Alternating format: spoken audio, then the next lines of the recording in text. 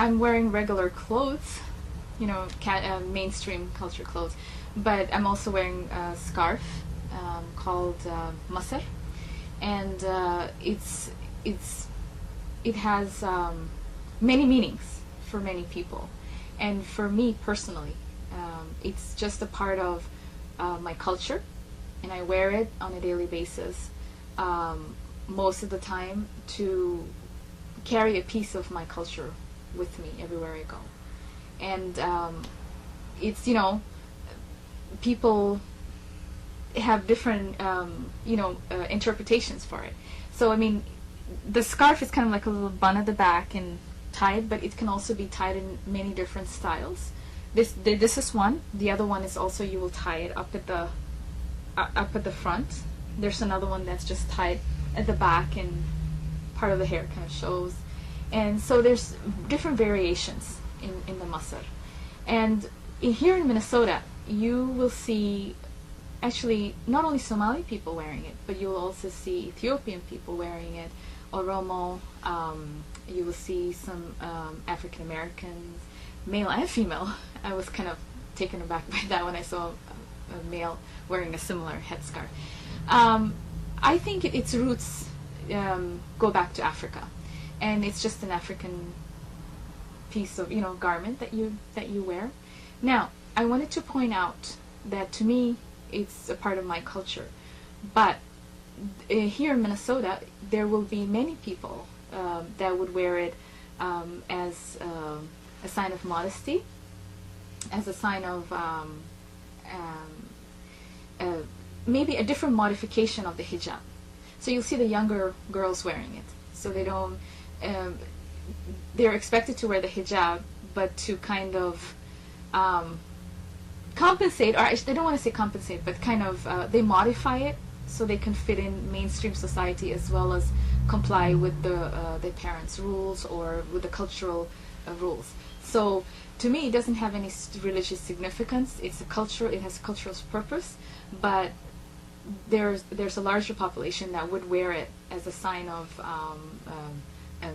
being Muslim.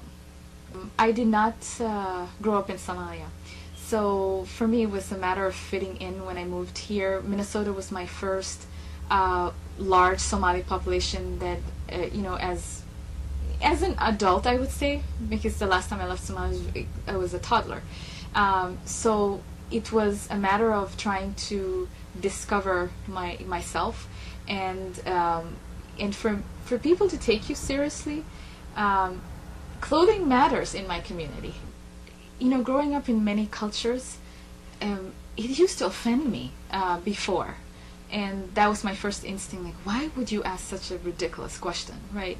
But with time and maturity, you understand people just don't know. Just like I had many questions about, you know, the cultures that I was living, you know, at that time with. I never understood that they had similar questions. So me personally, I recommend people to politely ask and excuse their ignorance. Like for me, I would ask, please excuse my ignorance. Could you explain this to me, because I really want to know. And never assume, because it is a famous saying here too, the clothes do not make the man, right? Just like that. So the clothes don't, you know, say who I am. Most men, they dress like me, you know, but there are some who dress differently. Maybe they will take a long gown or a long dress, but most of them dress like me. But, you know, one time I went back home and I saw everybody, you know, wearing a sarong, you know, and you know, that mouse sarong, and walking along the streets. And it was very difficult for me for the first few days to dress that way. But after 10 days, I was also dressing as they were dressing. Okay, when I'm outside home, you know, this is the way I dress. But when I go inside, I had that sarong I was talking about.